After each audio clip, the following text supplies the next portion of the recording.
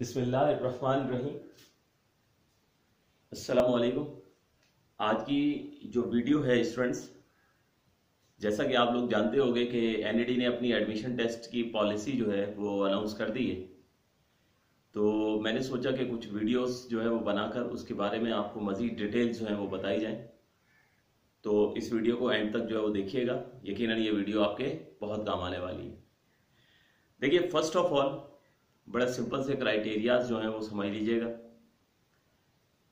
ये जो admission form है, ये सबसे पहले जो आपको अवेलेबल होंगे ये ऑनलाइन अवेलेबल होंगे, और ऑनलाइन अवेलेबल होंगे आपको 1 जुलाई के बाद।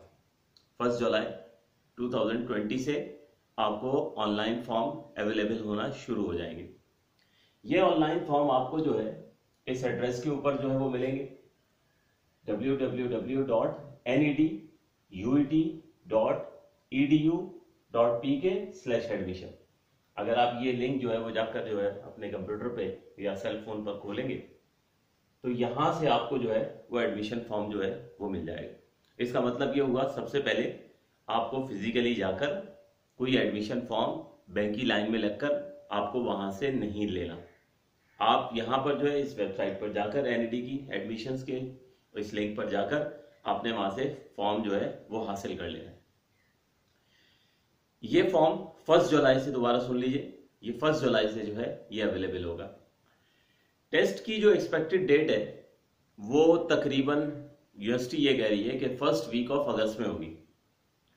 अब फर्स्ट वीक ऑफ अगस्त में इंशाल्लाह, जब तक ये जो पैंडेमिक चल रहा है, जैसा कि आप लोग जानते भी हो, तो होप सो हालात बेहतर हो जाएंगे, क्योंकि अभी बड़ा टाइम है, इसीलिए उन्होंने फर्स्ट वीक ऑफ अगस्त रखा है। और वैसे आमतौर पे यूजुअली एनईडी के जो पुरानी भी अगर आप पास हिस्ट्री देखें तो टेस्ट जो है वो आमतौर पर अगस्त में ही होता है। तो बहरहाल फर्स्ट वीक ऑफ अगस्त में उन्होंने जो है वो ये टेस्ट जो है ये कंडक्ट करने का फैसला किया है। एग्जैक्ट डेट उसकी क्या है वो यकीनन दोबारा न्यूज़पेपर के थ्रू ऐड देकर जो है वो आप लोगों को बता दिया जाएगा।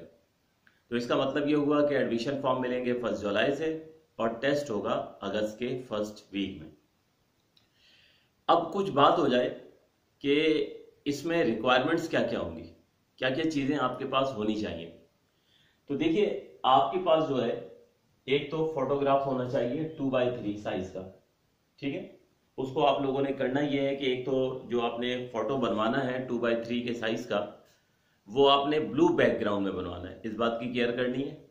और दूसरा, उसको आप लोग ने स्कैन कर लेना है, और स्कैन करके कोशिश ये करनी है कि उसका जो 1 MB उसकी स्टोरेज स्पेस होनी चाहिए, उससे ज्यादा हैवी फाइल जो है वो नहीं होनी चाहिए, क्योंकि ऑनलाइन आपने जब उसको ऐड करना होगा तो अगर तस्वीर या आपकी पिक्चर जो है वो ज्यादा हैवी होगी तो वहां पर आपको जो है वो प्रॉब्लम हो सकता है। तो ये उनकी रिकमेंडेशन है कि आपकी जो पिक्चर होनी चाहिए वो 1 MB से ज्यादा स्टोरेज स्पेस उसकी नहीं होनी चाहिए। तो एक तो आपको फोटोग्राफ चाहिए होगी जब आप ऑनलाइन फॉर्म फिल करने के लिए जाएंगे।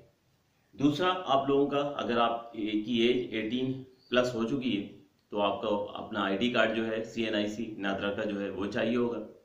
लेकिन अगर आप CNIC अभी तक नहीं बनाए, अगर आप 18 से लेस हैं, तो फिर यकीनन आप बी फॉर्म जो है, जिसे हम बे फॉर्म भी कहते हैं, वो आपको चाहिए होगा, और वो आपको एडमिशन प्रोसीजर में साथ जो है वो यकीनन जो है उसकी जरूरत पड़ेगी। तो दूसरा डॉक्यूमेंट जो इंपॉर्टेंट है वो आपका यूं समझ लीजिए कि नादरा का CNIC या बी फॉर्म। इसके अलावा आपको अपना डोमिसाइल चाहिए होगा, जो यकीनन आप लोगों को जब तक जो है वो बनवा लेना चाहिए। डिप्टी कमिश्नर ऑफिस से, आमतौर पर DC ऑफिस से जो है ये डोमिसाइल बनता है। तो यकीनन उसके लिए जो है आप विजिट करके DC ऑफिस में, अगर अभी से ही थोड़े से हालात बेहतर होते हैं और ऑफिस खुलना शुरू होते हैं, तो फौरी तौर पर आप लोगों ने करना ये है कि डोमिसाइल के लिए अप्लाई करके अपना डोमिसाइल बनवा लेना है। तीसरा तो ये डॉक्यूमेंट होना चाहिए, और लास्ट आपका जो है वो SSC का सर्टिफिकेट होना चाहिए। तो वो तकरीबन आपको मैट्रिक किए हुए 2 साल हो गए हैं, तो यकीनन अब कॉलेजेस में जो है स्कूल्स में जो है वो सर्टिफिकेट जो है वो आप लोगों का आना शुरू हो गया होगा। तो वो यकीनन एडमिशन का प्रोसीजर जब आप मुकम्मल करेंगे तो उस वक्त तक आपको वो चाहिए होगा। तो ये इंपॉर्टेंट डॉक्यूमेंट्स हैं जो आपको चाहिए, यानी ये आपके पास पहले से आपने अरेंज करके रखने हैं। तो ये तो थी बात डॉक्यूमेंट्स के हवाले से। अब आ जाए एडमिशन टेस्ट के हवाले से। तो देखिए, टेस्ट तो एनईडी का हमेशा से जो हुआ है उसमें 100 जो है वो टोटल MCQs हुआ करते थे, उसमें 25 MCQs मैथमेटिक्स के होते थे, 25 फिजिक्स के होते थे, 25 केमिस्ट्री के होते थे और 25 इंग्लिश के होते थे। वो टेस्ट जस्ट पास करना होता था। पासिंग से मुराद ये कि उस टेस्ट में आपने फेल नहीं होना होता, वो टेस्ट आपने क्लियर जरूर करना है, वो जो भी उसकी जो है वो यूनिवर्सिटी जो है वो लिमिट देती है। लेकिन उसके बाद जो होता ये था कि टोटल जो आपको टेक्नोलॉजी दी जाती थी, टोटल जो आपको डिपार्टमेंट दिया जाता था, वो आपकी फर्स्ट ईयर सेकेंड ईयर की यानी इंटरमीडिएट की परसेंटेज के ऊपर दिया जाता था। इस साल इन हालात को देखते हुए एनईटी ने थोड़ा सा अपना प्लान जो है वो तब्दील कर लिया है, थोड़ा पॉलिसीज चेंज कर ली हैं। अब क्या होगा, अब आप लोगों को जो एनईटी में एडमिशन दिए जाएंगे वो आप लोगों की फर्स्ट ईयर की परसेंटेज पर दिए जाएंगे। गवर्नमेंट क्या डिसीजन करती है, एग्जाम्स होते हैं, एग्जाम्स नहीं होते हैं, एनईटी ने इस चीज को बिल्कुल साइड पे कर दिया।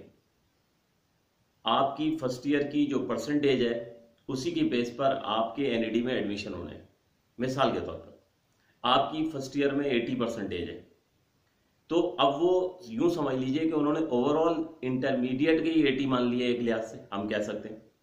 तो अब होगा क्या, तरीकेकार क्या होगा? अब ऐसा नहीं होने वाला है कि आपने जस्ट एडमिशन टेस्ट जो है वो आपने एक फॉर्मेलिटी के तौर पर जो है क्लियर कर लिया और उसके बाद टेक्नोलॉजी आपको परसेंटेज पर जो है वो मिलने वाली है। तो ऐसा नहीं होने वाला। तो क्या होने वाला है इसको जरा समझिए। देखिए, मिसाल के तौर पर अगर कोई स्टूडेंट है और उसकी परसेंटेज है 80%, तो होगा क्या कि अगर किसी स्टूडेंट की 80% है तो 80 का जो है वो 50% जो है वो कंसीडर किया जाएगा।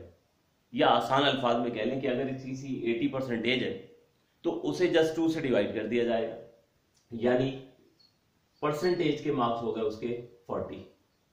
इसी तरह अगर कोई स्टूडेंट है, उसकी 80% है और वो टेस्ट में भी जो है वो 80 मार्क्स हासिल करता है, 80% मार्क्स हासिल करता है, तो उसको भी डिवाइड बाय 2 कर दें, 40 मार्क्स जो है उसे मिले टेस्ट से। तो इस तरह से यूं समझ लीजिए कि ओवरऑल उसका जो मेरिट बनेगा, उसकी जो परसेंटेज बनेगी वो 80% बनेगी। यानी अब जो टेक्नोलॉजी मिलने वाली है वो इस परसेंटेज के ऊपर मिलने वाली है। यानी उसमें आपकी जो HSC पार्ट 1 की परसेंटेज और आपका जो है एडमिशन टेस्ट जो है उसकी परसेंटेज मिलाकर इस तरह से क्राइटेरिया बना है। एक और एग्जांपल सुन लीजिए। मिसाल के तौर पर अगर कोई स्टूडेंट जो है वो 75% जो है उसकी HSC में अगर उसकी 75% है तो इसे आप डिवाइड बाय 2 कर दें। ठीक है, तो हमारे पास ये आसानी के लिए चलो इसे हम 70 कंसीडर कर लेते हैं, तो डिवाइड बाय 2 कर दें तो 35। इसका मतलब ये हुआ कि HSC पार्ट 1 के रिजल्ट में उसकी अगर 70% थी तो उसे समझे 35% मिल गई या 35 मार्क्स मिल गए। इसी तरह से जब एडमिशन टेस्ट हुआ तो एडमिशन टेस्ट में उसने लेट से 80% जो है अच्छा स्कोर कर लिया और 80% जो है उससे मार्क्स हासिल कर लिए, तो इसे डिवाइड बाय 2 करें तो 40 हो गया। अब इन दोनों को जब हम यहाँ पर ऐड करते हैं तो हमारे पास यूं समझ लीजिए कि मेरिट लिस्ट में उसकी परसेंटेज जो है वो 75% कंसीडर हुई। तो 50% स्कोर जो है वो आपका HSC परसेंटेज से आएगा, 50% स्कोर आपका एडमिशन टेस्ट से आएगा और फिर उन परसेंटेजेस की बेसिस पर जो मेरिट लिस्ट बनेगी उस पर आपको टेक्नोलॉजी अवॉर्ड की जाएगी। तो ये इस दफा क्राइटेरिया जो है चेंज हुआ है। आमतौर पर ये क्राइटेरिया पहले मेडिकल कॉलेज में भी थोड़ी सी डिफरेंट शक्ल के साथ जो है ये इंप्लीमेंट होता रहा है। इसका एडवांटेज भी है और इसका डिसएडवांटेज भी है। एडवांटेज सुन लीजिए। एडवांटेज ये है कि देखें, अगर किसी की HSC पार्ट 1 में परसेंटेज कम है ना, तो यहां पर एप्टीट्यूड टेस्ट में अगर आप मेहनत कर जाते हो, एप्टीट्यूड टेस्ट में अगर आप बहुत अच्छा स्कोर ले जाते हो, तो ये आपको एडवांटेज ये होगा कि आप इधर जो 50% आपको यहां से मिलेगा, आप अपनी ओवरऑल मेरिट लिस्ट में अपनी परसेंटेज एक लिहाज से बूस्ट कर सकते हैं, जिससे आपको अच्छी टेक्नोलॉजी मिल जाती है। तो कहने का मतलब ये है कि ठीक है, HSC परसेंट में आपकी जो भी परसेंटेज आई इट्स ओके। अब आपने जो है वो आगे देखना है, आपने पीछे मुड़ के नहीं देखना है। बस कोशिश ये करनी है कि आप बहुत अच्छे तरीके से एप्टीट्यूड टेस्ट की तैयारी करें, एडमिशन टेस्ट की तैयारी करें और बहुत अच्छा एप्टीट्यूड टेस्ट दें, ताकि ओवरऑल आपका जो मेरिट लिस्ट में जो है वो नाम ऊपर आए और आप एक अच्छे डिपार्टमेंट में एडमिशन ले सकें। इंशाल्लाह अगली वीडियो में कंटिन्यू करते हैं। Thank you.